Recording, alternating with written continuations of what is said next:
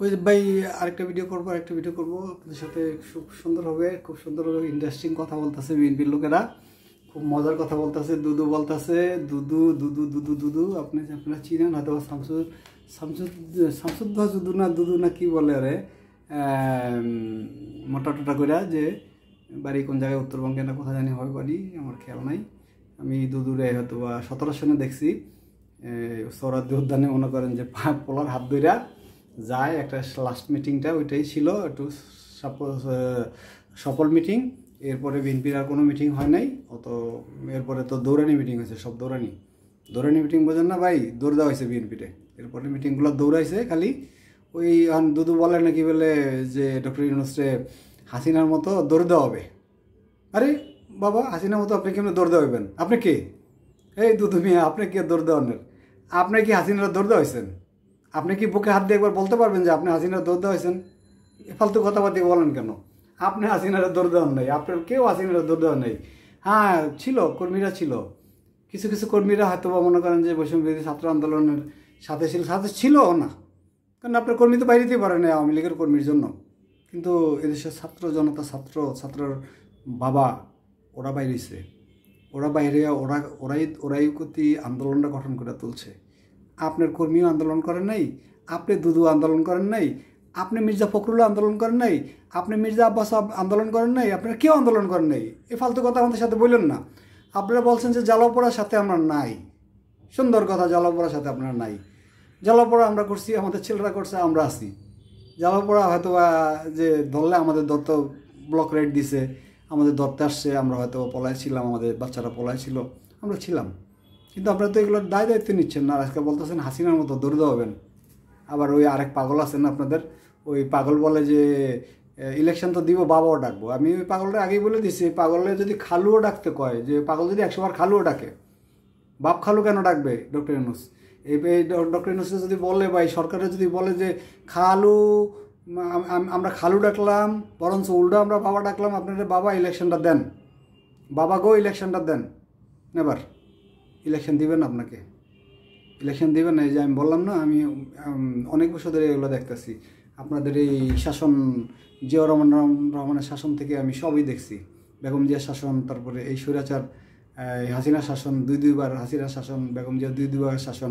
এটা কি এনে শাসন দিবে? আপনারা তো মনে করেন সুযোগ পাইলে গুটি সেটিং করেন। গুটি সেটিং কে না করে? গুটি সেটিংকে বিএনপি করে না? গুটি সেটিং তো বিএনপিও করে। যখন মনে করেন যে হয়তো আপনি ক্ষমতা আসবেন, ক্ষমতা আসার পরে আপনার এই থাকবেন না, সচিবরা থাকবেন না, সচিবের ভিতরে একটা কমিটি করে নেবেন। আপনারা কমিটি করে নেবেন, ইলেকশন এজেন্ডা, মানে ইলেকশন নিয়ে ওদের সাথে কথা বলবেন। কথা বললে সচিবদের দিবেন হলো যে সচিব তোমরা একটা কাজ করো, 5টা সচিবে মিললা এই আগামী দিনের ইলেকশনটা তোমরা কন্ট্রোল করো। এটা দিবেন দুদু সাহেব, আপনারা দিবেন। এটা আমি দেখছি, এটা আমি ভিতর থেকে দেখছি।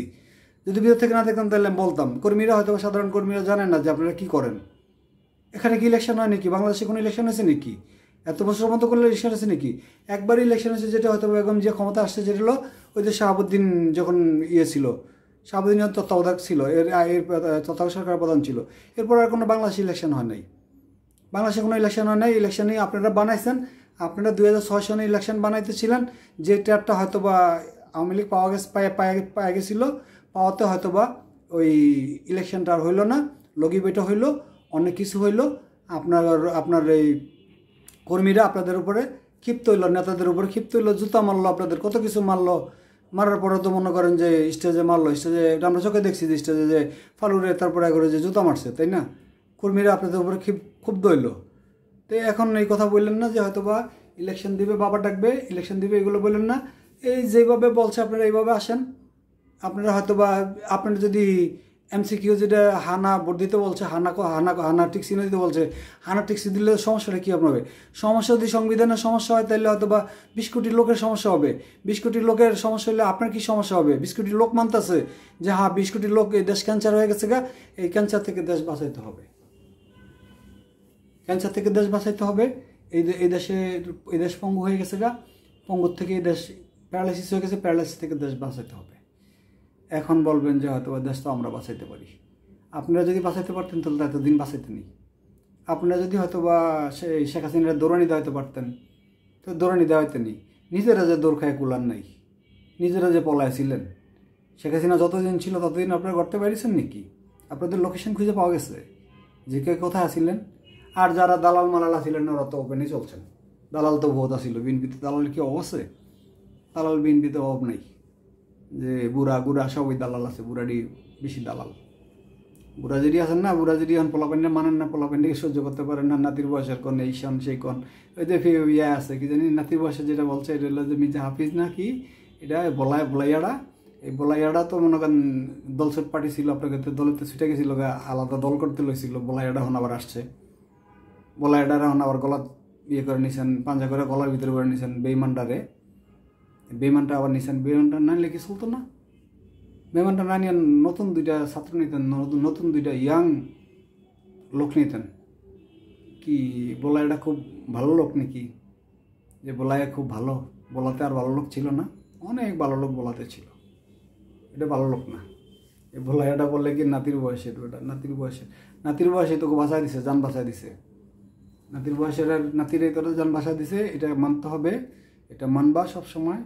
নাতিরা আমাদের জীবন বাঁচাইছে, তা নাহলে আমাদের জীবন বাঁচত না। মির্জা আব্বাস কাঁদতে কাঁদতে যে বলছে আমার জীবনটা শেষ, আমার সংসারটা শেষ, ভেঙে গেছে সব কিছু, ওইটা আপনি খেয়াল করেন। তারপরে আবার ওই যে রিজবি এই মাসুম বাচ্চারা আমাদের জানটা বাঁচাই দিচ্ছে, এই মাসুম বাচ্চারা এই কাজ করছে। আপনারা কিচ্ছু করেন নাই, গোড়ার ডিমও করেন নাই। জাতীয়টা ভালো করে জানে, আরও জানা যাবে সামনে। আপনারা যতই উপরে বাড়তে থাকবেন ততই ওরা জানাইতে থাকবে। এইটা না করে ওইটা করেন যেটা বলছে ওইভাবে। কেন আপনারা এইভাবে পাঠিয়ে দিলেন কাগজকে? আপনাদের এইভাবে মনে হয় আপনাদের অ্যাক্টিং চেয়ারম্যান হয়তো আপনাদের এইভাবে পাঠাইতে বলছে, যার জন্য আপনারা পাঠিয়ে দিচ্ছেন। কিন্তু এটা মস্ত বড় ভুল হয়েছে। এই মস্ত বড় ভুলের মাসুল হয়তো আপনারা দিবেন। আমার অ্যানালাইসিসে বলে, এত বছরের অ্যানালাইসিসে বলে যে এই ইউনূস সরকার সহসায় যাবে না। তারপরে ওই যে আরেকজন আসছে না, আশিক চৌধুরী, দেখছেন না? এরকম আশিক চৌধুরী বাংলাদেশে প্রচুর আছে। আশিক চৌধুরীর আপনার এই প্রেজেন্টেশন দেখছেন না? এরকম প্রেজেন্টেশন দেওয়ার ভিতরে ছাত্রদের ভিতরে প্রচুর আছে। বেসরকারি বিশ্ববিদ্যালয় আছে, নর্সাউতে আছে, তারপরে আইওবিতে আছে, বুয়েটে আছে, প্রচুর আছে।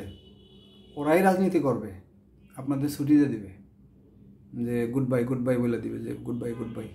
রাজনীতি আমরা করি, রাজনীতি বহুত করছেন, আমরাও দেখছি।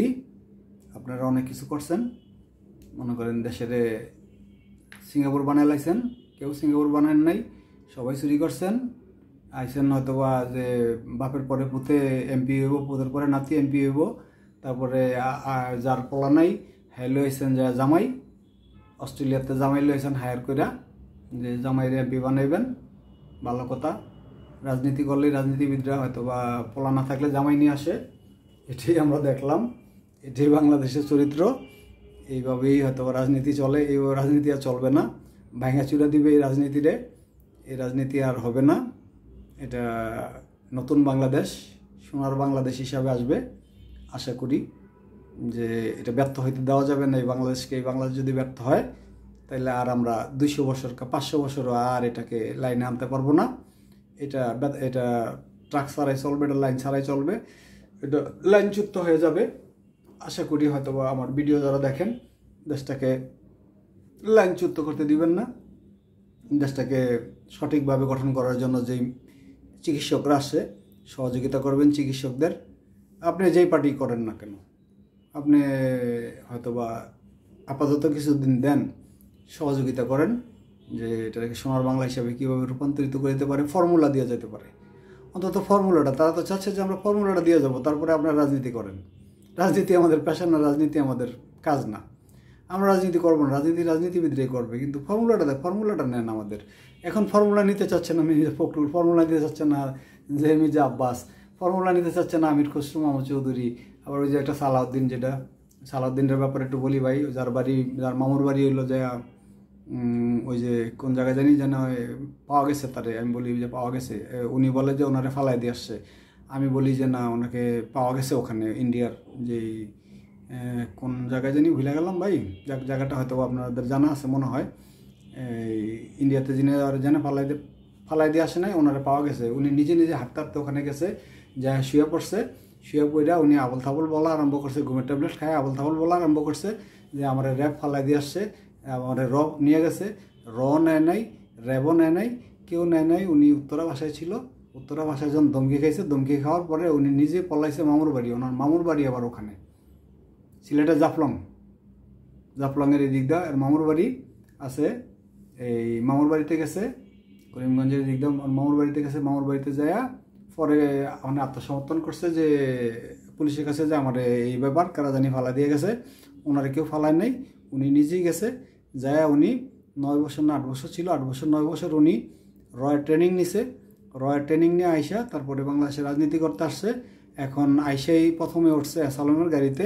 অ্যাসালমের মনে করেন যে গাড়িতে ওইটা অ্যাসালমের টাকা পয়সা দিয়ে চলাফেরা করে। ওনার কোনো এই আয় ব্যয় নাই, ওনার কোনো এই টাকা পয়সা নাই। উনি অ্যাসালমের টাকাটা চলে।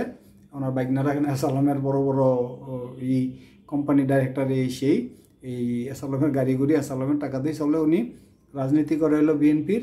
উনি বড় রাজনীতিবিদ হয়ে গেছে। উনি রয়ের প্রোডাক্ট, ওনারে বানায় দিছে। আপনার সামনে মহাসচিব হইব, মহাসচিব হইলে উনি যদি রয়ের নির্দেশ মতো চলে তাহলে দেশের কিছু হবে না। দেশের এই যে দেশ এই 12টাই বাঁচবে, দেশের কোনো লাভ নাই। আপনার আমার ক্ষতি হবে, দেশের ক্ষতি হবে। আর আপনার আমার হয়তো বা দেখা গেছে দেশ ছেড়ে যাইতে হইব। আবার ওনারা আবার ডাবল আয়নাগর বানাইব। ডাবল আয়নাগর বানাইলে সমস্যা হবে, তখন আবার অটোমেটিকলি আমরা দেশ ছেড়ে চলে যাব, আমরা থাকতে পারবো না। ওনার এই দেশের রাজা, ওনার এই দেশের প্রজা, আমরা এলাম যায় বাড়া থাকি এই দেশে। বাড়া থেকে লাভ নাই ভাই। উনি উল্টাপাল্টা কথা বলে। ওনারে যে কেন বসাইছে না, ওনারে বসানোর আগে একবার চিন্তা করা উচিত ছিল যে উনি রয়ের প্রোডাক্ট। উনি ইন্ডিয়া ছিল অনেকদিন, যখন দেশ স্বাধীন হয়েছে, পোলাপাইন স্বাধীন করছে 5 তারিখে, 6 তারিখে দৌড় দিয়ে এসে পড়ছে। আরে বাবা, খালটা পারে এই দৌড় দিছে, খালটা পারে লঙ্গিটা পইরেই উনি দৌড় দিছে, দেরি করে নাই। যে আমার মামারা মনে করে স্বাধীন করে দিছে, এখন আমি লঙ্গিটা খালি পরি, লঙ্গিটা পইরা মানে প্যান্টটা পরার সময় পাই না, লঙ্গিটা পরে দৌড় দিছে ভাই। এই হলো কাজ কারবার। এই হলো যে মনে করেন যে এই দেশের রাজনীতি। তাহলে চলমান রাজনীতি এভাবে চলবে, দীর্ঘদিন সংগ্রাম চলবে, সংগ্রাম চলতেই থাকবে। আপনার সংগ্রাম থামবে না, মনে করেন না চলে যাবে, থাকবে দীর্ঘদিন। আপনার এখনই আওয়াজ হচ্ছে 5 বছর, উনি যতদিন বাঁচে ততদিন থাকবে। তারপরে দ্বিতীয়বার আসবে হলো আশিক চৌধুরী, যে ছেলেটা, ছোটো ছেলেটা ওখান দিয়ে বারুদ, এরকম অনেকগুলো বারুদ আসবে আপনাদের কাছে। আর ওই যদি যুগোপযোগী এই রাজনীতি না করতে পারে তাহলে বিএনপি গুড বাই, বিদায় হয়ে যাবে, থাকবে না আওয়ামী লীগের মতন। মাইনাস হয়ে যাবে। এখনই মানুষে বলে -2 -3 ফর্মুলাই ধরাই দিবে যে এই ফর্মুলা অনুসারে এখান থেকে চলে যান। আপনাদের অনেক দেখছি, আর দেখব না। আমরা এখন পারবো, সোনার বাংলাদেশ আমাদের দেশ, আমরাই গঠন করতে পারবো। এটাই হবে।